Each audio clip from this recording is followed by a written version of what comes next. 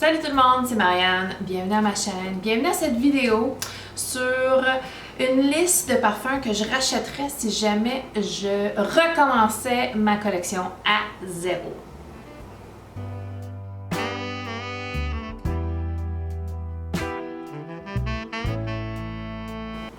Bon, l'idée de recommencer ma collection à zéro, c'est très angoissant en fait.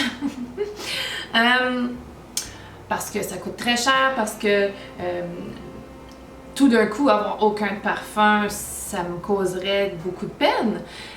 Quoique c'est juste du parfum, hein? Soyons réalistes. Avec tout ce qui se passe dans le monde aujourd'hui, mes petits caprices de parfum, c'est loin, loin, loin dans la priorité. Je comprends et j'ai en fait beaucoup de difficultés à faire l'assimilation de ce qui se passe dans le monde en ce moment. Excusez-moi si je fais une petite parenthèse. Je sais que normalement on va sur les vidéos de parfums pour se libérer de tous les tracas du monde. Mais étant un enfant qui a été élevé avec une mère peace and love, j'ai beaucoup de difficultés avec la notion de ce qui se passe dans le monde. Alors, si ça vous touche personnellement, je suis de tout cœur avec vous et même, je vais arrêter d'en parler parce que je vais me mettre à pleurer. Puis c'est pas des blagues, je trouve ça très, très déstabilisant et complètement horrible. Alors, si je recommençais ma collection à zéro, qu'est-ce que je ferais? Où je commencerais avec ce que je sais sur mes goûts aujourd'hui, avec l'évolution de mon aventure parfumée. Demain matin, avec quoi je commencerai et pourquoi? Premièrement, tout perdre, je pleurerais comme une gamine. Mais ensuite, il faudrait... Mettons qu'on a passé cette étape douloureuse, on s'en va à l'étape de l'achat. Est-ce que j'irais vers des parfums niches? Certains, mais très peu pour commencer. Parce que je voudrais me concentrer sur échantillonner beaucoup et faire aucun achat à l'aveugle ici. Donc, dans ce que je rachèterais définitivement un vieil amour à moi. Et ça fait longtemps que je l'aime. C'était un achat à l'aveugle assez culotté. C'est de Quinto Canto et c'est Cicuta. La maison Quinto Canto, c'est une maison qui est par Paolo Terenzi et sa sœur qui est... Voyons, c'est le nom des parfums, la maison de parfums que j'ai beaucoup de parfums. Là. Tiziana Terenzi. Donc ça, c'est une maison sœur. C'est un parfum à la rose, un parfum avec de l'essence de rose. Il y a de la vanille, il y a, je pense, de la mandarine ou de l'orange dans les notes de tête ou un agrume quelconque qui ressort presque pas, à mon avis. Surtout l'été, là, ça ressort pas. Peut-être plus l'hiver. Et ça, c'est un amour que je chéris et que c'est une pépite, en fait, à mon opinion personnelle. C'est mon opinion à moi, avec mes goûts, bien sûr. Parce qu'une rose, les parfums à la rose, c'est vraiment pas pour tout le monde. En fait, la plupart des gens n'aiment pas tant la rose. Donc,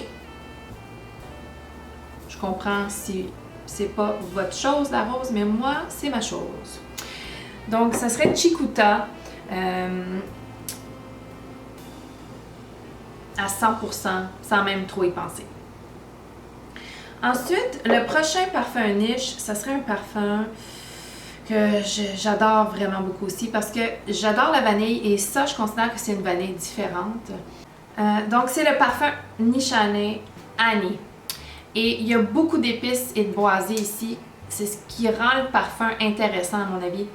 Il y a de la cardamome, puis il y a du gingembre, puis la vanille, elle est exquise et c'est une bête de performance. Ce parfum-là vaut tout l'argent que j'ai payé et je le rachèterais, sans même trop y penser. Je l'ai utilisé quand même à plusieurs reprises cet hiver et il n'y a presque rien d'utiliser parce que sur moi, c'est une bête de performance. C'est vraiment une bête et ça projette. Donc, j'en ai pas besoin de beaucoup. c'est à 100% unisexe sans être trop masculin à mon goût, à moi. Moi, je peux porter des parfums masculins sans trop y penser et sans que ça me dérange.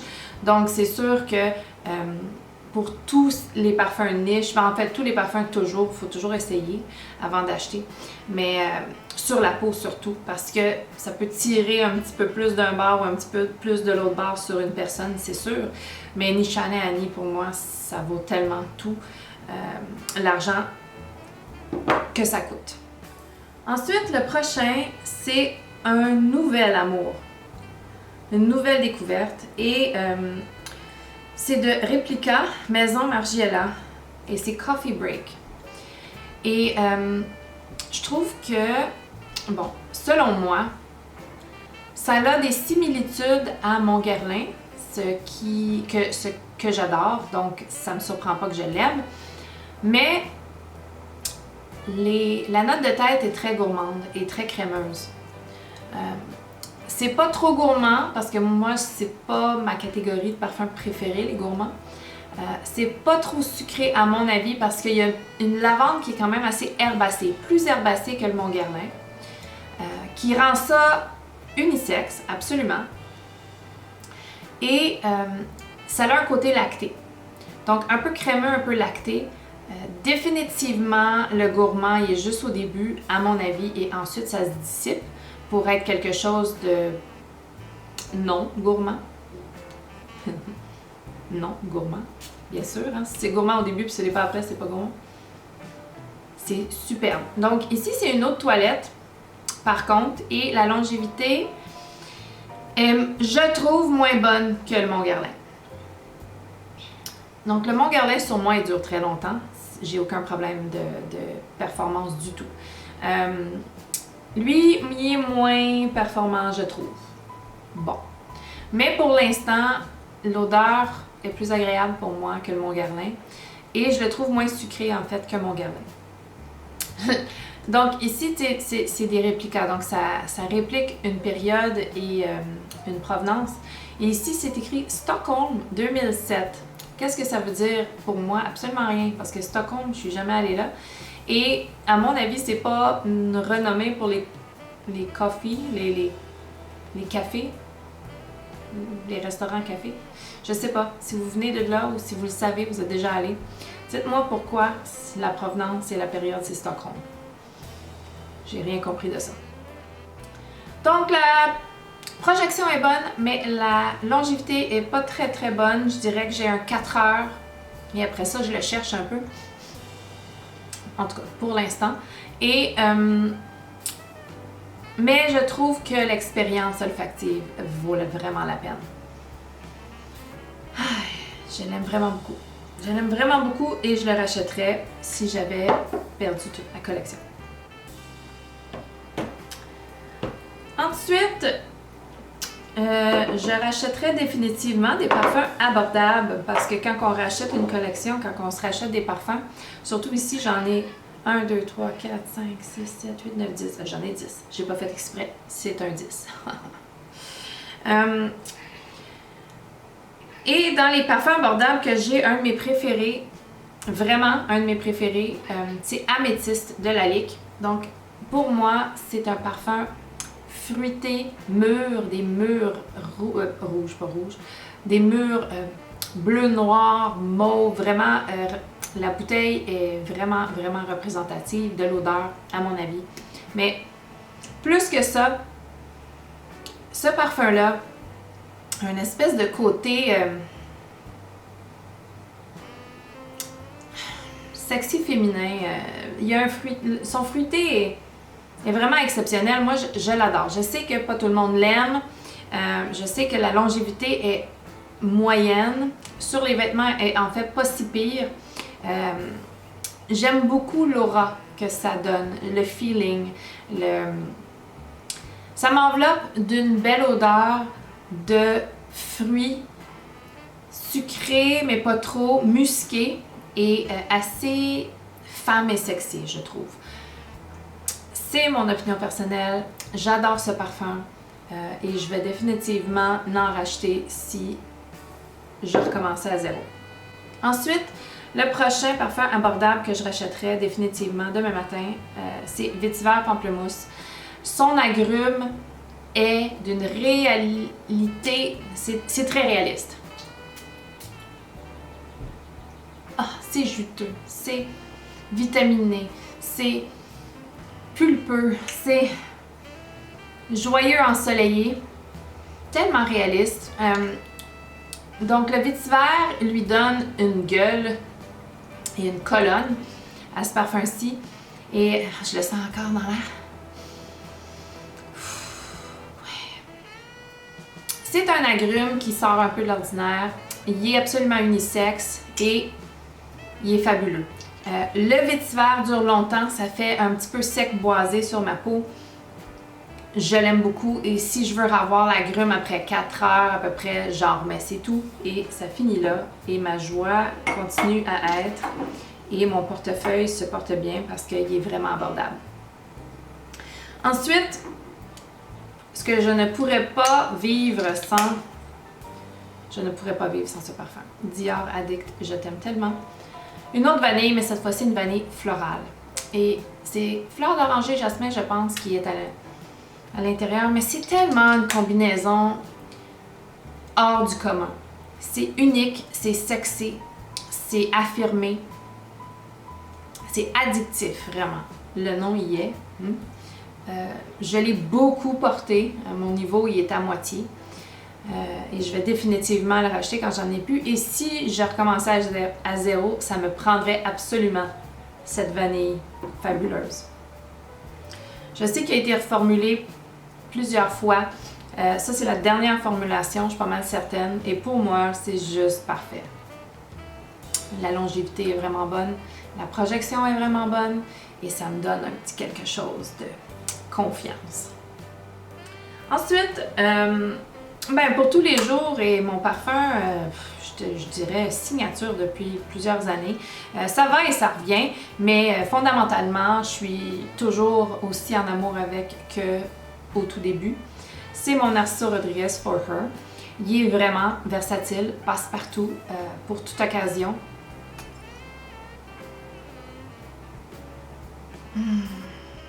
Je trouve vraiment, de plus en plus je sens la fleur d'oranger et je trouve que ça apporte vraiment un côté sensuel. Mais les muscles sont super bien travaillés. Ça l'a pas vraiment... Ok, c'est pas le muscle le plus propre qui existe chez Narciso Rodriguez ou ailleurs, mais c'est pas le plus sale qui existe non plus.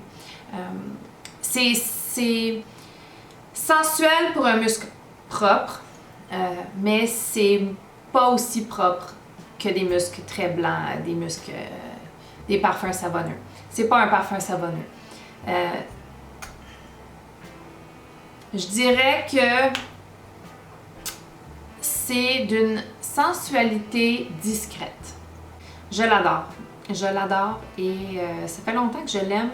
Il a vraiment su développer avec moi ce parfum-là, ou j'ai développé avec lui, je sais pas. Mais ça reste un coup de cœur, un amour et quelque chose que je rachèterais s'il fallait que je recommence. Un autre, cette fois-ci, mon Chanel préféré. J'ai-tu endommagé ma bouteille? Ah! J'ai une petite chip sur ma bouteille. Bon. Elle est endommagée maintenant. Ça veut dire qu'il va falloir que je l'utilise plus vite. J'ai en fait un backup de ce parfum. Mon Gabriel Essence de parfum. C'est pour moi un parfum d'été parfait. Un floral qui tire légèrement vers le tropical, mais qui se rend jamais là parce que les tropicaux, c'est pas mes parfums préférés. Et celui-ci, c'est juste parfait. Un floral avec un petit peu d'agrumes dans les notes de tête. Un floral plus blanc, mais avec un peu de floral jaune. Il y a de l'ylang-ylang ici en plus. Un amalgame de floral, mais c'est juste parfait. C'est féminin, c'est joli. Ça leur en fait beaucoup de tenue, beaucoup plus que je pensais au début parce que je pense que je suis devenue un petit peu anosmique ou nose blind quand je l'ai eu en premier. Je pensais qu'il durait pas très longtemps et finalement, les gens me donnaient des compliments dans la fin de la soirée et ça faisait toute la journée que je l'avais et je l'avais pas retouché. Donc, il dure très longtemps, très très très longtemps et c'est juste un superbe parfum féminin. Mon préféré est mon préféré de chez Chanel. Et ça me le prend, je peux pas vivre sans, donc ça c'est un que je rachèterais tout de suite. Et le dernier que ça me prendrait absolument, c'est un ambre. Et plusieurs de mes ambres sont soit discontinués ou soit niche. Donc j'ai décidé de rester dans le designer et donc je suis allée chez Hermès dans l'ambre des merveilles. Je l'aime beaucoup cet ambre-ci. C'est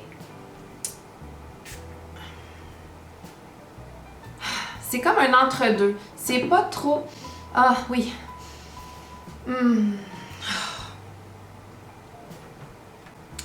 C'est comme un entre-deux. C'est ni trop ni pas assez. C'est une création de Jean-Claude Elena que je ne connais pas beaucoup. J'ai pas beaucoup de parfums, je crois, de lui. Mais celui-ci est fabuleux et il liste juste 4 notes. On a ambre et définitivement dans l'accord ambre ici, il y a du labdanum. Je le sens très bien, le labdanum est parfaitement balancé avec la vanille. C'est ni trop sucré, ni trop poudreux, ni trop résineux. C'est juste la bonne dose. Ensuite, il y a de la vanille, oui, effectivement. Et il y a du patchouli. Donc, le patchouli est super bien dosé. C'est encore ni trop, ni pas assez. C'est superbe. Et je l'adore. La performance est bonne. Pas extraordinaire, mais elle est bonne. Et sur moi, c'est très unisexe. Donc, je trouve, même si c'est je pense que c'est une collection pour femmes, mais en fait, je dis ça, puis je suis pas vraiment sûre. Non, c'est pour femmes et pour hommes. Donc, 2012. Pour femmes et pour hommes. Ça fait quand même longtemps, ça fait 10 ans qu'il existe ce parfum-là, hein, quand même. Donc, c'est un ambre parfait pour tous les jours, pour même le soir, les sorties. Je pourrais même probablement mettre ça les soirs d'été. C'est très versatile, c'est pour toute l'année. C'est superbe. C'est superbe. Donc, c'était 10 parfums que si je recommençais ma collection à zéro, je rachèterais tout de suite. Un amalgame de différents prix, de différentes odeurs. Il n'y a pas beaucoup de floraux dans mes choix. Je sais pas si... Ah non, attends, il reste un. Donc, j'ai dit que je ne choisirais pas des parfums discontinués, mais je pense que j'ai fait une exception pour Coconut Fizz. En fait, il est encore très trouvable en ce moment. Il est disponible pas mal partout où je pourrais l'acheter. Et c'est ma noix de coco préférée. Eau de coco. C'est un Aqua Allegoria. Donc, il est quand même assez léger, mais il est dans les plus performants des Aqua Allegoria, à mon avis. Et c'est juste parfait. Eau de coco ou nectar de coco, quelque chose comme ça, avec des fruits, de la freesia, du bois de santal et de la fève tonka. C'est juste superbe. Il n'est pas trop sucré, mais en fait, il n'est pas vraiment sucré. Il est assez léger et watery et il n'est pas aquatique, c'est pas ça. C'est transparent, sans être très léger, là, mais c'est parfait pour l'été. Hein. C'est pas pour les temps froids, c'est vraiment pour les temps chauds. Une noix de coco transparente, pas du tout dense. C'est parfait. Un petit peu froide même. Ouais. Ah, c'est superbe, je l'adore. Je l'adore, c'est vraiment... Je pourrais pas vivre sans. Et je suis vraiment saoulée. Et puis là, j'utilise des mots français. Ça m'écoeure. Ça m'écoeure que ce soit discontinué. Mais c'est ça. Donc ça, c'est les 10 dans lesquels je recommencerai à zéro. Dites-moi si vous feriez les choses différemment, si vous aviez à recommencer à zéro. Dites-moi s'il y en a que vous rachèteriez absolument. Mettons 5. Êtes-vous capable de faire 5 dans les commentaires? J'aimerais ça vous lire. Ça m'intrigue. J'espère que vous avez aimé la vidéo. Si vous l'avez aimé, donnez-y un thumbs up. Abonnez-vous si ce n'est pas déjà fait et on se revoit bientôt. Bye!